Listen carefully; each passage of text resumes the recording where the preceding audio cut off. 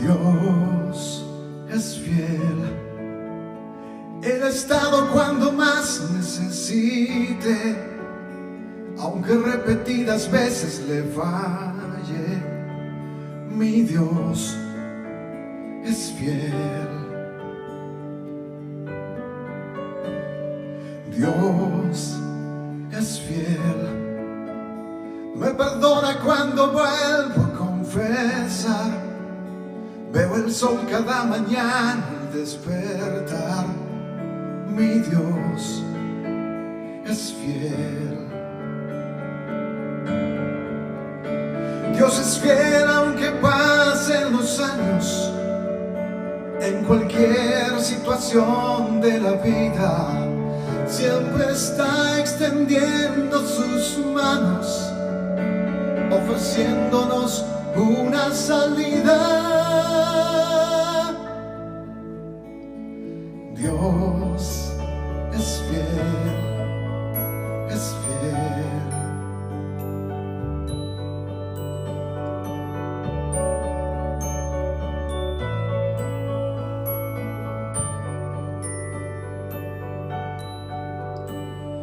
Dios es fiel. Puedo ver su luz aún en la oscuridad. Guía mi camino con seguridad. Mi Dios es fiel.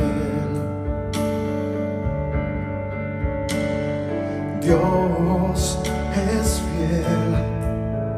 Siempre llega el tiempo con su provisión. Llena de abundante paz mi corazón.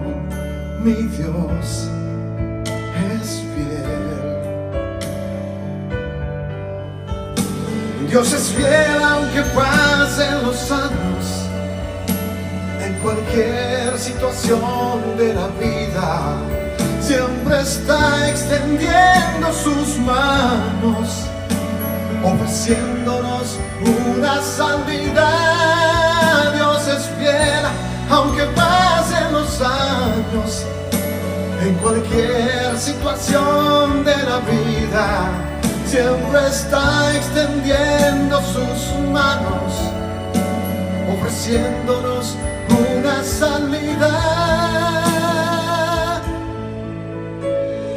Dios es fiel, es fiel. Dios es fiel, es fiel. Mi Dios es fiel. Mi Dios es fiel. Mi Dios es fiel. Mi Dios es fiel. Mi Dios es fiel.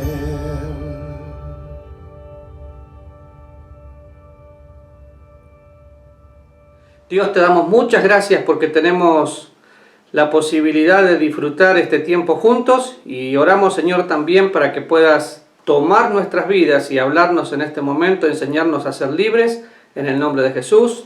Amén. Aprendiendo a ser libres, y si ustedes van a encontrar al final de la página un cuadrito que dice: perdonar es liberar un prisionero y descubrir con el tiempo que el prisionero era yo mismo. ¿Por qué? Porque no se puede vivir sin perdonar, no se puede vivir con rencor. Definitivamente, la única persona que se perjudica si no perdona, soy yo mismo. Ahora, si vamos a Lucas 17, y no lo vamos a leer, simplemente usted lo tiene en su hoja, usted va a encontrar que confrontan al Señor y le preguntan: si tu hermano peca contra ti, ¿cuántas veces tengo que perdonarlo? Y en el versículo 4 dice: 7 veces al día pecaré contra ti, 7 veces al día volviere diciendo me arrepiento, perdónale. O sea, el perdón es algo continuo. No cabe la menor duda que perdonar es complicado más de una vez, pero el perdón también implica olvido. Y yo quiero definir la palabra perdón, para que la podamos entender. La palabra perdón tiene que ver, como toda la Biblia, con la gracia de Dios, porque estoy dándole a alguien algo que no merece. Para los que no somos rencorosos, gracias a Dios no lo soy, para mí hoy me pasa algo y mañana me olvidé. Pero hay personas que pasan toda una vida acordándose de lo que pasó hace 30 años atrás. Pero vamos al primer versículo, Efesios capítulo 1, versículo 7. Y acuérdese que usted puede ser un prisionero del rencor. Y es tristísimo eso. Cuando vamos al libro a la carta que escribe Pablo, una pequeña carta muy poderosa, en el versículo 7 dice, en quien tenemos redención por su sangre, el perdón de pecados según las riquezas de su gracia. Y habla de dos cosas, yo me voy a enfocar en el perdón, porque primero habla de la redención. Pero ¿por qué habla primero de la redención y después del perdón? Porque definitivamente el verdadero perdón únicamente lo puede experimentar y dar alguien que fue redimido. Porque una persona redimida fue comprada y puesta en libertad. La palabra aquí es la palabra apiemi, significa echar fuera. Tiene la misma idea que tenían los sacrificios del Antiguo Testamento, cuando tomaban al macho cabrío, lo llevaban al desierto y lo abandonaban. Una vez que perdono, olvido. ¿Y por qué funciona así? Porque este perdón es absolutamente por las riquezas de su gracia. Es un perdón que no pregunta por qué, que perdona. Vemos este mismo ejemplo en el Señor Jesús, aún intentando perdonar a Judas. Judas lo había vendido y en el último momento le dice, amigo, ¿a qué vienes? No tengo ninguna duda que si Judas se hubiera arrepentido en ese momento y hubiera cambiado su actitud, Dios lo hubiera perdonado. Entiendo perfectamente la soberanía de Dios permitiendo todo eso, pero conocemos el corazón de Dios, un corazón perdonador. Ahora, antes de volver a Efesios, vamos a Colosenses capítulo 3. En Colosenses capítulo 3, versículo 13, y hay otro desafío para nosotros. Cuando pienso en Colosenses, para poder llegar al versículo 13, no puedo evitar empezar desde el versículo 1 cuando dice que tengo que poner la mirada en las cosas de arriba, donde está Cristo sentado a la diestra de Dios. Cuando pienso que Cristo está sentado a la diestra de Dios y me doy cuenta que yo también estoy sentado juntamente con Cristo a la diestra de Dios, el perdón tiene que ser mucho más natural. No puede haber un perdón forzado.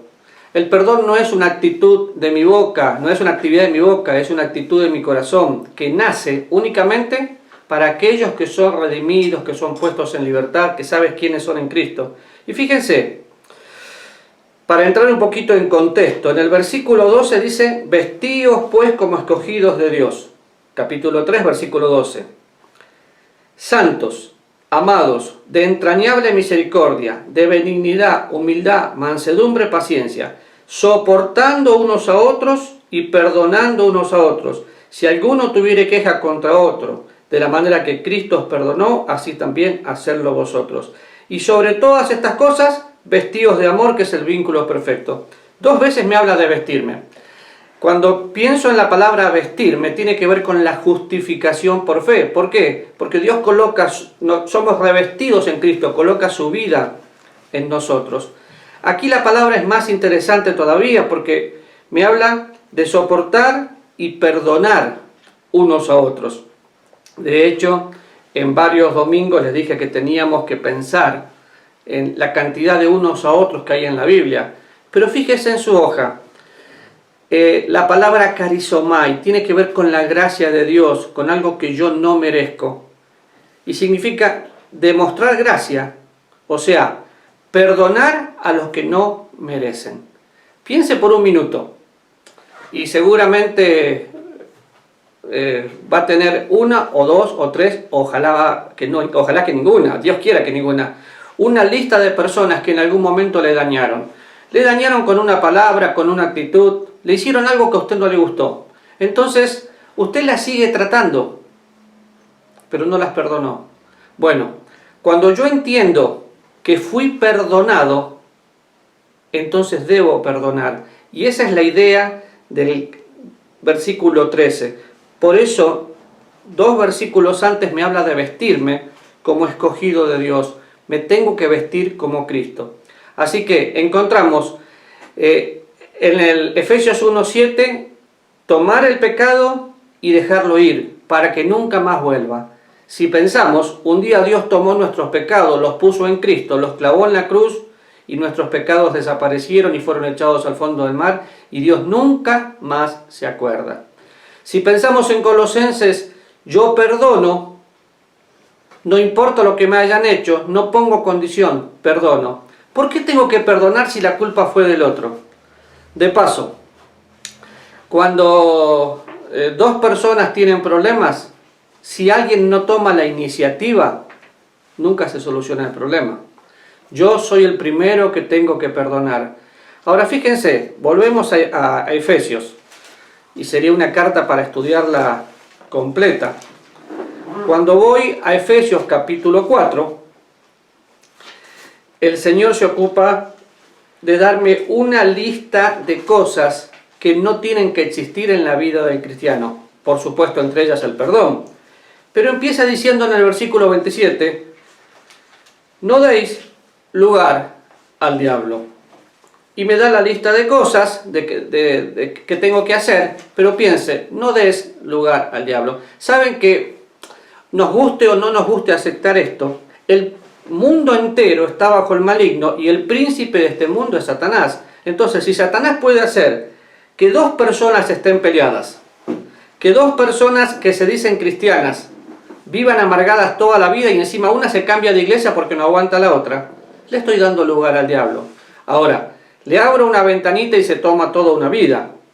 Y luego sigue diciendo, no contristéis, versículo 30, al Espíritu Santo de Dios, con el cual fuisteis sellados para el día de la redención.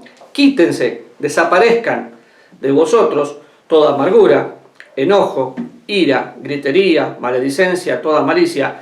Antes bien, sed benignos unos con otros, misericordiosos, perdonando unos a otros, como Dios también os perdonó a vosotros en Cristo. ¡Qué terrible! ¿Cómo me tengo que perdonar? Como Dios me perdonó. La medida del perdón es la medida de Dios. Pero miremos un poquito el pasaje. Empieza diciendo, no ponga triste al Espíritu Santo. Cuando usted ve un cristiano triste, un cristiano que no disfruta el gozo que Dios le regaló en el momento de ser salvo, es porque hay una situación sin arreglar, un pecado sin arreglar. ¿Podemos pasar momentos tristes? Por supuesto, somos seres emocionales, pero no podemos vivir una vida triste porque tenemos el gozo de Dios y el ánimo es una decisión de mi propia voluntad. Entonces, cuando Dios me regala gozo, me dice que no lo entristezca. ¿Pero cómo lo entristezco? Cuando peco. Si usted se toma un tiempito y mira todos los pasajes anteriores, desde el versículo 22 en adelante, dice, en cuanto a la pasada manera de vivir, despojaos. Es que yo soy muy rencoroso, ya no podés ser rencoroso. Es que a mí me cuesta perdonar, no te puede costar perdonar. Pero es que me cuesta, la verdad que me cuesta. Entonces, ¿qué hago? Como Dios coloca amor en mi corazón, amo con el amor que Dios me dio. Como Dios me perdonó, perdono con el perdón que Dios me dio. Pero me habla del sello. El sello, que lo encontramos en diferentes partes de la Biblia, el sello es la marca que nosotros tenemos y que habla de que somos cristianos. El sello de Dios es el Espíritu Santo viniendo a vivir a nuestras vidas. El sello de Dios es el Espíritu Santo. En primer lugar, piénsalo de esta manera. El sello de Dios me habla de pertenencia. Fui comprado por precio. El sello de Dios me habla de la paternidad. Dios es mi Padre. Si Dios es mi Padre, los que me rodean, que son salvos, son mis hermanos. Y este sello me habla de vivir una vida de perdón porque es hasta el día de la redención. Nosotros ya somos salvos y seguiremos siendo salvos. Pero un día toda nuestra redención será consumada. Por consecuencia, hay cosas que se tienen que quitar de mi vida. La amargura. Si usted estudia un poquito la amargura, se va a dar cuenta que el único perjudicado cuando usted se amarga es usted mismo. Cuando tuve la experiencia de tener agrura en el estómago o gastritis, me siento mal. Y la demás gente no se da cuenta, pero yo me siento mal. La amargura no me ayuda a mí a crecer y va contaminando a todos los demás. Fíjense lo que dice en cuanto a la amargura la Biblia. Por favor, vaya conmigo si puede a Hebreos capítulo 12. En el capítulo 12, después de hablar de poner los ojos en Jesús, de hablar que es el autor y consumador de la fe, en el versículo 13 dice: y haced sendas derechas para vuestros pies, para que lo cojo no se salga del camino, sino que seáis sanados. Seguid la paz con todos y la santidad, sin la cual nadie verá al Señor. Mirad bien, no sea que alguno deje de alcanzar la gracia de Dios, que brotando alguna raíz de amargura os estorbe y por ella muchos sean contaminados. Y quiero enfocarme en algunas cositas de este pasaje nada más. En primer lugar, me habla de tener paz con todos. Eso implica una vida de perdón. No puedo ser rencoroso. Si alguien me hizo algo, y yo también podría armar una lista, pero no quiero hacer eso. ¿Por qué? Porque si hago eso, no tendría éxito en la vida cristiana. Y el perdonar es vivir como Cristo me pide que viva. Ahora, cuando me habla de alcanzar la gracia de Dios, no me habla de perder o caer de la gracia, sino que no voy a disfrutar la vida. El justo vive por fe, es una vida en la gracia de Dios, pero no la voy a disfrutar. ¿Por qué? Porque tengo amargura. La amargura me estorba, no me deja crecer. La amargura hace que yo vaya contaminando a todos los demás, porque voy contándole a todos que tengo un problema con alguien. Entonces, quítense de nosotros la amargura. Quítese de nosotros el enojo. Quítese de nosotros la ira. Quítese de nosotros la maledicencia y toda malicia. Y entonces, acá hay un contraste. Quítese esto, pero haga esto. Antes bien, sean benignos, misericordiosos, perdonando unos a otros como Dios también os perdonó a vosotros. Ahora en un ratito vamos a hablar de la misericordia, pero simplemente déjeme decirle que la gracia y la misericordia se juntan para que yo pueda tener una vida de éxito en la vida cristiana. Entonces, ¿cuál es la medida del perdón? La medida del perdón es perdonar como fui perdonado. La medida del perdón es decir, bueno, Dios por su gracia no me dio lo que yo merecía, y por su misericordia me permite vivir cada día, no dándome lo que yo sí merezco. De esa misma manera tengo que tratar a los demás. Entonces, hoy solamente vamos a definir la palabra perdón. Pero usted tiene un desafío y yo tengo un desafío. Como Cristo me perdonó, así debo perdonar.